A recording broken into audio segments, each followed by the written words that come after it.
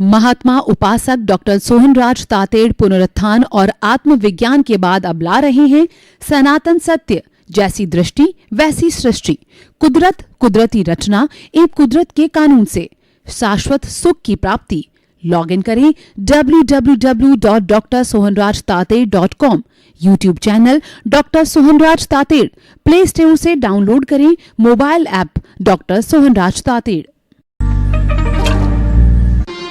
ओम ह्रीं नमो अरहन्ताणम्, ओम ह्रीं नमो सिद्धाणम्, ओम ह्रीं नमो आयर्याणम्, ओम ह्रीं नमो उवजायाणम्, ओम ह्रीं नमो लोहे सवसाहुणम्, ऐसो पंच नमोकारो सव पावपणासनो मंगलाणं च सभ्ये सिंह पडमं हवै मंगलं, पडमं हवै मंगलं। ओम नमो भगवते वासुदेवाय, ओम नमः शिवाय, जय सच्चिदानंद। भाई और बहनों, मातृशक्ति को नमन। आज का हमारा अति सुंदर विषय विनाशी अविनाशी का भेद। विनाशी मतलब पेरिशेबल, अविनाशी मतलब इम्पेरिसेबल, जिसका विनाश नहीं होता, जिसका उत्पाद व्यय नहीं होता, जो उत्पन्न नहीं होता, नष्ट नहीं होता, वह अविनाशी है। और जो उत्पन्न होता है, नष्ट होता है, वह विनाशी है। विनाशी टेम्परेरी होता है और अविनाशी परमानेंट होता है। अविनाशी चेतन का लक्षण है, विनाशी पुद्गल जड़ का लक्षण है। और ये सारा संसार दो द्रव्यों से बना है, जड़ और चेतन। चेतन किसे कहते हैं? असंख्य चेतनामय परमाणुओं के पिंड को चेतना कहते हैं, आत्मा कहते हैं। इसके कुल हमारे भारतीय ग्रंथों के अंदर 23 नाम दिए गए हैं। और जो चेतन तत्व होता है वह संवेदना करता है, सुख दुख की अनुभूति होती है, उसी में फीलिंग होती है, उसमें ज्ञान दर्शन होता है, उसमें ग्रोथ होती है और वह प्रजनन करता है। 9 कैरेक्टरिस्टिक हमारी भारतीय जो है ग्रंथों के अंदर बताए गए हैं। विज्ञान ने भी चेतन को कॉन्शियसनेस माना है और उन्होंने भी इसकी 9 कैरेक्टरिस्टिक को दूसरे नाम से जो है स्वीकार किया है। यानी कॉन्शियसनेस और चेतना एक ही चेतन वस्तु के नाम है। अतः जो है ये हमारा चेतन तत्व हो गया। अचेतन किसे कहते हैं? जिसमें संवेदना नहीं होती, सुख दुख की अनुभूति नहीं होती, जो फीलिंग नहीं करता, जो वर्ण गंध रस स्पर्श वाला होता है, और जो गलन मिलन धर्मा होता है, जिसमें उत्पाद व्यय होता है। उत्पाद व्यय को जैन दर्शन की भाषा के अंदर पर्याय कहा जाता है, लेकिन पर्याय बदलने के बाद भी वो द्रव्य है। उत्पाद व्यय द्रव्यात्मक सतह, यानी वस्तु अगर बदलती नहीं है तो उसका अस्तित्व नहीं है। उसका उत्पाद भी होता है, व्यय भी होता है, लेकिन उत्पाद और व्यय होने के साथ साथ में वह द्रव्य का अर्थ होता है वह परमानेंट है।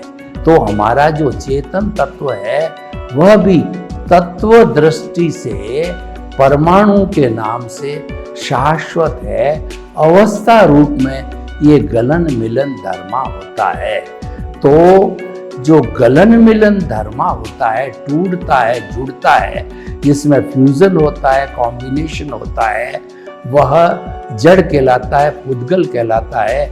इसकी सूक्ष्मतम इकाई है वह परमाणु है भगवान महावीर ने कहा कि परमाणु जड़ का, पुद्गल का सूक्ष्मतम रूप है। सूक्ष्मतम जो है वो इकाई है, वह नॉन डिस्ट्रक्टिबल है, वो नॉन डिविजिबल है, उसके और टुकड़े नहीं हो सकते हैं। वह किसी को रोकता नहीं, वह किसी से रुकता नहीं, वह किसी भी विज्ञान की पावरफुल दूरबीन से दिखाई नहीं देता, आंखों से दिखाई नहीं देता। उसे तो प्रत्यक्ष ज्ञानी, अवधि ज्ञानी, मनव प्रयोग ज्ञानी वो और केवल ज्ञानी वो ही देख पाते हैं। तो इन दोनों की भेद रेखा हमको खींचनी है, तो हमने तो परिभाषा की है। ये परिभाषा भी एक तरह की भेद रेखा है, लेकिन और हम विस्तार में जाएंगे तो क्योंकि संसार मात्र दो द्रव्यों से, दो शाश्वत चेतन अचेतन जड़ चेतन तत्वों से बना है, तो इसको गहराई में जाकर समझना जरूरी है। हमारा ये शरीर है वह भी जड़ और चेतन का मिश्रण है, लेकिन इस मिश्रण को जो है ना, ये हमारा शरीर भी चेतनवत काम करता है, हाथ हिलाता है, पांव हिलाता है, बोलता है, और उसके साथ साथ में वो मन से कई तरह का चिंतन करता है, वचन से कई तरह की भाषा बोलता है, काया से अनेकों अनेकों तरह के काम करता है। तो ये जो चेतनवत कैसे हो गया? इन दोनों के बीच के अंदर एक मिश्र चेतन आ जाता है, जिसको कि फिलोसॉफिकल लैंग्वेज के अंदर हम अज्ञान कहते हैं, इग्नोरेंस कहते हैं। यानी कि हमारी आत्मा और शरीर के मिश्रण को जो जिंदा रखता है वह है हमारा मिश्र तत्व, जो चेतन भी नहीं है और जड़ भी नहीं है, दोनों का मिश्रण है। इसको अज्ञान कहते हैं। इसी कारण दोनों मिले हुए हैं। कैसे मिले हुए, मैं आपको उदाहरण देना चाहता हूँ। हमारे घर के अंदर फर्नीचर चलाना है तो सबसे पहले हम लकड़ी को वेल फिनिश कर देते हैं, उस पर हमको सनमाइका लगानी है। एक तरफ तो वेल फिनिश्ड लकड़ी है, दूसरी तरफ सनमाइका है, पर इनको जोड़ें कैसे? इन दोनों को जोड़ने के लिए बीच के अंदर फेविकोल लगाया जाता है, जो कि एक पावरफुल चाटी रूप में होती है। दोनों को जोड़ करके और कई वर्षों तक जो है उसको टिकाऊ रखती है। तो ये जो मिश्र चेतन है, एक फेविकोल की तरह, एक अज्ञान की तरह है। इसको कार्बन शरीर कहते हैं, कॉजल बॉडी कहते हैं, लिंग शरीर कहा जाता है, मिश्र चेतन कहा जाता है, जो कि आत्मा और शरीर को जोड़े हुए। यह भी पौद्गलिक है। इस दुनिया के अंदर एक चेतन जो कि प्योर रूप के अंदर इस जड़ के अंदर विराजमान है, शुद्ध आत्मा परमात्मा के स्वरूप में, और वह कभी भी मोक्ष जा सकता है अगर ये पूरा अज्ञान रूपी जो मिश्र चेतन इसके साथ जुड़ा हुआ है ये समाप्त हो जावे। जो सनमाइका और लकड़ी को अभी हमने चिपकाया, उसको वापस अलग करने के लिए उसके बीच के फेविकोल को उतारा जाता है, तो अलग हो जाती। अज्ञान के मिटते ही आत्मा जो है सिद्ध शिला में विराजमान हो जाती है, और वह सिद्ध बुद्ध मुक्त बन जाती है, और मुक्त बनकर के और वह ईश्वर बनकर के शाश्वत सुख को प्राप्त हो जाती है। तो भाई और बहनों, दूसरे शब्दों में हम कह सकते हैं कि जो जड़ है, पुद्गल है, वो हमारा साथी है, वह हमारा सहयोगी है, और जो चेतन तत्व है वो साध्य है। तो जड़ साधन हो गया और चेतन है वो साध्य हो गया। दोनों मिश्रण हो सकते हैं, लेकिन कभी भी जड़ चेतन नहीं हो सकता, चेतन जड़ नहीं हो सकता, क्योंकि इनके लक्षण बिल्कुल अलग है और विपरीत है। तो जड़ और चेतन की भेद रेखा हमें अच्छी तरह से समझना चाहिए, तभी हिंसा और अहिंसा की बात आती है। देखिए कि हमारा जो विज्ञान है वह 5 भौतिक तत्वों को मानता है। वे भौतिक तत्व है, जड़ है, रेस्ट है, मोशन है, टाइम है और स्पेस है। ये सारा जड़ का संसार है। लेकिन जड़ का संसार पूरा संसार नहीं है, ये अधूरा संसार है। अगर इस संसार को, इस जो कुदरत को संपूर्ण होलिस्टिक बनाना है तो इसके अंदर जड़ और चेतन दोनों का रहना आवश्यक है। तो जो चेतन तत्व लिविंग बीइंग है, जो कि इसी कुदरत के अंदर रहते हैं, वह चेतन जो है एक छठा द्रव्य आ जाता है और चेतन के इंट्रोडक्शन से अध्यात्म का इंट्रोडक्शन होता है। तो ये विज्ञान और अध्यात्म मिलकर के अध्यात्म विज्ञान बना। अध्यात्म विज्ञान में 6 तत्व हो गए और ये 6 तत्व मिलकर ही इस संसार को, ब्रह्मांड को, कुदरत को बनाते हैं। कुदरत ही अपने आप में संपूर्ण ब्रह्मांड का संचालन करने वाली है। वही जो जनरेटर है, ऑपरेटर है, डिस्ट्रॉयर है पूरे ब्रह्मांड की। तो GOD इसको गॉड कहते हैं। लोग कहते हैं कि ये संसार भगवान द्वारा चलाया है, तो हमें कोई आपत्ति नहीं है। कुदरत और भगवान इस परिभाषा से एक ही हो गए। तो भाई और बहनों, ये जो कुदरत बनती है ये अध्यात्म विज्ञान से बनती है। यानी कि 6 तत्व जो है चेतन, जड़, मोशन, रेस्ट, टाइम और स्पेस, जहाँ पर भूत, भविष्य, वर्तमान के अंदर मौजूद रहते हैं। एक समय ऐसा कभी नहीं आता है इसमें से एक भी मिसिंग हो। एक भी मिसिंग हो जाता है तो ब्रह्मांड की जो गतिविधि चरमरा जाती है, संचालित नहीं हो सकती है। व्यक्ति यानी लिविंग बीइंग है वो जिंदा नहीं रह सकता है। तो इसमें से एक दूसरे के जड़ और चेतन सहयोगी है, कॉम्प्लीमेंट्री है, पूरक है, दोनों मिलकर के होलिस्टिक होते हैं। हमारा शुद्ध परमात्मा स्वरूप है वो अकेला तो मुक्ति में रहता है। मुक्ति में गया हुआ चेतन तत्व ईश्वर वापस जो इस ब्रह्मांड में, इस कुदरत में 84 लाख जीवा योनि के चक्कर में कभी नहीं आता है। लेकिन जब तक बंधा रहता है तब तक वो बॉन्डेड सोल, लिविंग बीइंग कहलाता है। उसके साथ में अज्ञान रहता है और ये अज्ञान ही जो है जड़ है और पौद्गलिक है और वह चतुस्पर्शी है। ये अज्ञान जो है आंखों से दिखाई नहीं देता है, लेकिन इसकी पूरी मैथमेटिक्स है कर्म शरीर की। तो भाई और बहनों, हम आपको बताना चाहते हैं कि जड़ तत्व कहता है चेतन को कि मुझे तुम्हारी कोई गर्ज नहीं है। तुम तो मन, वचन, काया की प्रवृत्ति करके आश्रव के द्वारा मेरे को इस ब्रह्मांड में से, चाहे चतुस्पर्शी है चाहे अष्टस्पर्शी है, खींचते हो। मुझे तुम्हारी कोई गर्ज नहीं है। तुम अपने शरीर के निर्माण के लिए मुझे खींचते हो। तो ये पर्याप्ति कहलाती है। आहार प्राप्ति, शरीर प्राप्ति, इंद्रिय प्राप्ति, स्वाच्छोष प्राप्ति, भाषा प्राप्ति, मन पर्याप्ति। तो देखिए, तो ये 6 पर्याप्तियां होती है। उसके अंदर मन और जो है भाषा के पुद्गल चतुस्पर्शी होते हैं, बाकी के अष्टस्पर्शी होते हैं। और ये सारी जो है पौद्गलिक वर्गणाएं कहलाती है। और उन पौद्गलिक वर्गणाओं से ये पर्याप्ति यानी कि जड़ की शक्ति को पर्याप्ति कहते हैं और चेतन की शक्ति को प्राण कहते हैं। प्राण 10 प्रकार का होता है।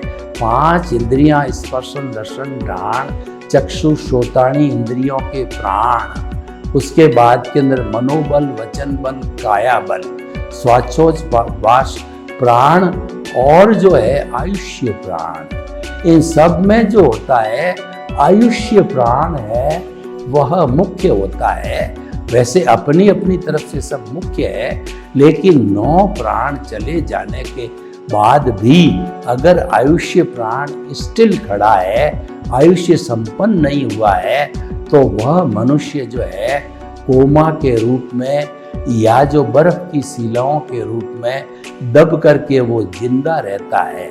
हम आपको उदाहरण दें कि लेह वगैरह जो ये हमारे हिमालय की पर्वत के अंदर जहाँ बर्फ गिरती है और हमारी सीमा के पार जो है हमारे सैनिक जो है वो हमारे देश की जो है बॉर्डर की सिक्योरिटी करते हैं, अगर वो जख्मी होकर के बर्फ की शिला के नीचे दब जाते हैं, अगर उनका आयुष्य खड़ा रहता है तो 6 महीने के बाद भी खोज करने पर जब उनका शव मिलता है, उस शव को गर्म किया जाता है तो वह व्यक्ति जिंदा हो जाता है, क्योंकि आयुष्य उसका जो है अभी तक संपन्न नहीं हुआ है। आयुष्य संपन्न होने के बाद में जो है मिश्र चेतन जो है वो चेतन तत्वों के साथ में चला जाता है अंतराल गति के अंदर, और पीछे मात्र जड़ रहता है। उस जड़ को शमशान में जला दिया जाता है, क्योंकि अब उसका कोई उपयोग नहीं है। उसको जो है प्रेजेंस जिसकी थी शुद्ध आत्मा की वो भी चला गया, और जो सहायक तत्व प्रतिष्ठित आत्मा मिश्र चेतन थी वह भी जो है उसके साथ में चली गई।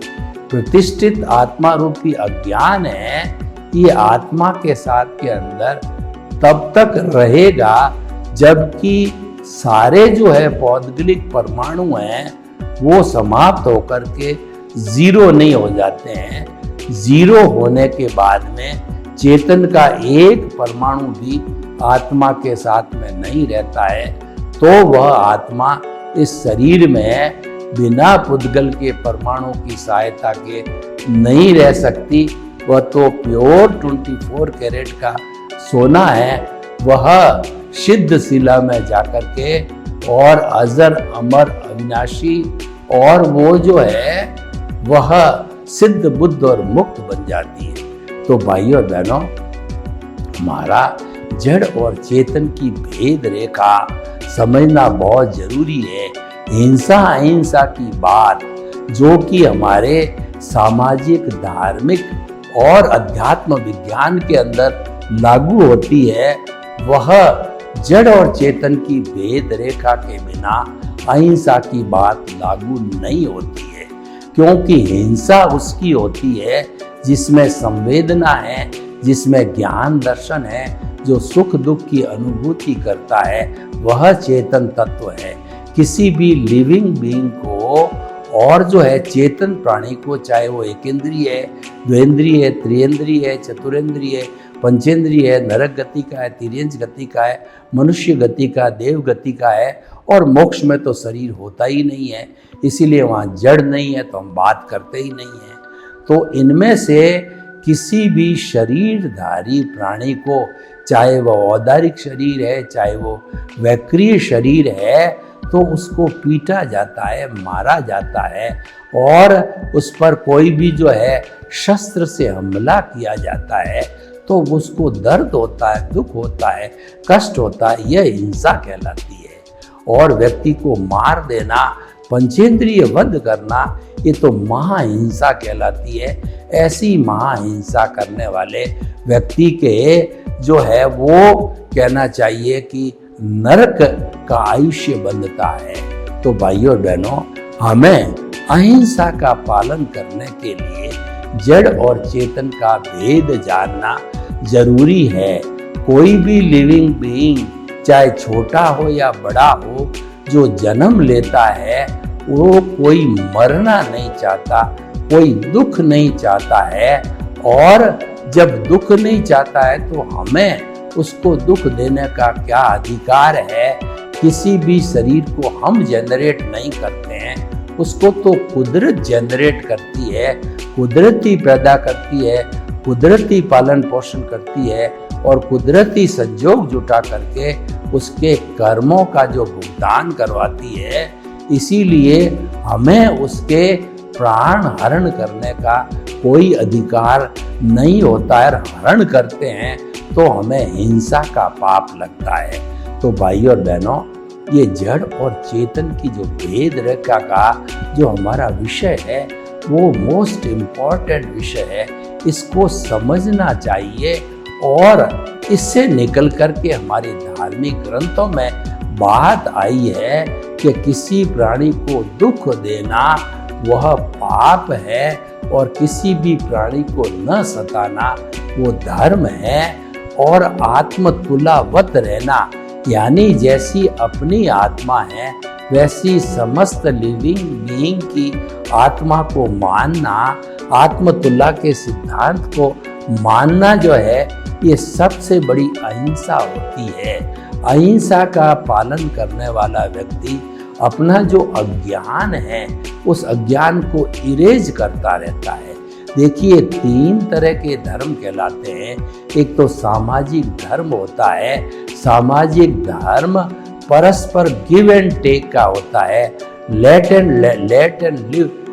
लिव एंड अदर्स लिव, जियो और जीने दो, परस्परोक्तो जीवानाम, यानी कि सभी मिलकर के और अपनी अपनी ड्यूटी करके एक दूसरे का सहयोग करना, उससे समाज बनता है और एक दूसरे का सहयोग करने से समाज का निर्वाह होता है। वस्तुओं जो है मनुष्यों के समूह को समाज कहते हैं। पशु पक्षियों का भी समाज होता है, उसमें एक मात्रा नहीं होती है, उसको समज कहा जाता है। तो भाइयों और बहनों, समाज को चलाने के लिए सामाजिक धर्म होता है और एक धार्मिक जीवन होता है जो कि पुण्य पाप से बंधा हुआ होता है। पुण्य से हमको सुख मिलता है, पाप से हमको दुख मिलता है। पुण्य से सदगति मिलती है, पाप से हमको दुर्गति मिलती है। तो ये पुण्य पाप से जुड़ा हुआ बंध पूर्वक निर्जरा का जीवन है, वह हमारा धार्मिक जीवन है।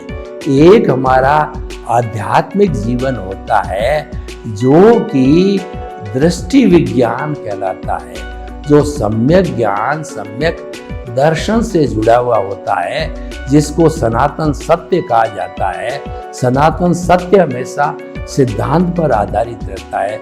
सिद्धांत कभी बदलता नहीं। भूत भविष्य वर्तमान और पूरे ब्रह्मांड के किसी भी स्थान पर सिद्धांत हमेशा एक सा रहता है। इसीलिए सनातन सत्य को हम यूनिवर्सल ट्रुथ, सार्वभौम सत्य, ultimate reality of this universe, इस जो है ब्रह्मांड के नए नए रहस्यों की खोज करना और हमें एक सुखी जीवन जीने की नई दृष्टि का नाम है दृष्टि विज्ञान। दृष्टि विज्ञान है वह हमारा सनातन सत्य से जुड़ा हुआ है और अध्यात्म विज्ञान से जुड़ा हुआ है, जो कि मुक्ति का मार्ग है। उसके अंदर सम्यक ज्ञान सम्यक दर्शन की एप्लीकेशन होती है। केंद्र में आत्मा होती है, हमारा शुद्ध भाव होता है। देखिए कि जो हमारा मन वचन काया है और उससे जुड़ी हुई हर अवस्था मात्र कुदरती रचना है, जो कि व्यवस्थित है, फिक्स है और वह जो है आने वाली है, जाने वाली है, विनाशी है क्योंकि अवस्था है।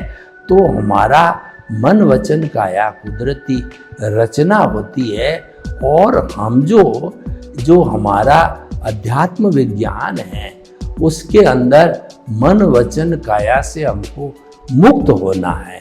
मन वचन काया से मुक्त, ऐसा मैं शुद्ध आत्मा हूँ। मैं शुद्ध आत्मा का ही चिंतन करना है, वहाँ पर मन वचन काया का चिंतन नहीं करना है, क्योंकि मन वचन काया की शुभ प्रवृत्ति है वह हमारे पुण्य पाप से सदगति से जुड़ी हुई है और आत्मचिंतन करने की जो है गति हमारी मुक्ति का मार्ग है, शाश्वत सुख की प्राप्ति होती है। और सनातन सत्य कार्यक्रम से हम आपको इसी जन्म में शाश्वत सुख तो नहीं दिला सकते, पर शाश्वत सुख की जो है हम नींव अवश्य लगा देते हैं। तो भाई और बहनों, हम आपको बताना चाहते हैं कि ये हमारा जो सनातन सत्य कार्यक्रम है, ये हमारे दृष्टि विज्ञान पर आधारित है। उसमें ज्ञान दर्शन दो तत्व होते हैं, क्योंकि हमारा जो आत्मा है वह केंद्र में विराजित हो जाता है। उसके गुण हैं वो ज्ञान दर्शन है, जिसको उपयोग कहा जाता है। और आत्मा स्वयं प्योर है तो वो सम्यक ज्ञान सम्यक दर्शन होते हैं। और उसके साथ साथ के अंदर हम अगर जो है आत्मा के इर्द गिर्द रहें, यानी अपने अस्तित्व की खोज करते रहें, तो ये सम्यक ज्ञान है। और मन वचन काया को कुदरती रचना, यानी उसका संचालन क्रिएटर ऑपरेटर कुदरत है। ये कुदरती रचना से संचालित होता है, ये ऑटो मोड से चलता है।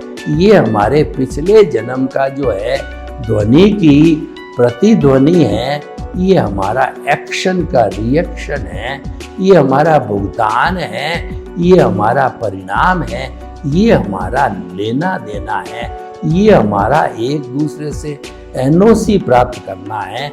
और समस्त जीवों की जिनको कष्ट दिया है, जब एनओसी प्राप्त हो जाती है तो उसके बाद सारा अज्ञान समाप्त होता है, प्रतिष्ठित आत्मा समाप्त होती है, मन समाप्त होता है। तब हम जाकर के सिद्ध बुद्ध और मुक्त बन जाते हैं। तो इस तरीके से ये भेद रेखा है। सर्वे भवन्तु सुखिनः, सर्वे सन्तु निरामया। लोक के जीवों को सुख मिले, शांति मिले, आनंद मिले, प्रेम मिले, और हम जड़ चेतन की भेद रेखा को समझ करके अहिंसा को स्थान दें। आपके प्रति मंगलमान हो। महात्मा उपासक डॉक्टर सोहनराज तातेड़ पुनरुत्थान और आत्मविज्ञान के बाद अब ला रहे हैं सनातन सत्य, जैसी दृष्टि वैसी सृष्टि, कुदरत कुदरती रचना एवं कुदरत के कानून से शाश्वत सुख की प्राप्ति। लॉग इन करें www.drsohanrajtated.com, YouTube channel doctor Sohanraj Tated, play store से डाउनलोड करें mobile app doctor Sohanraj Tated.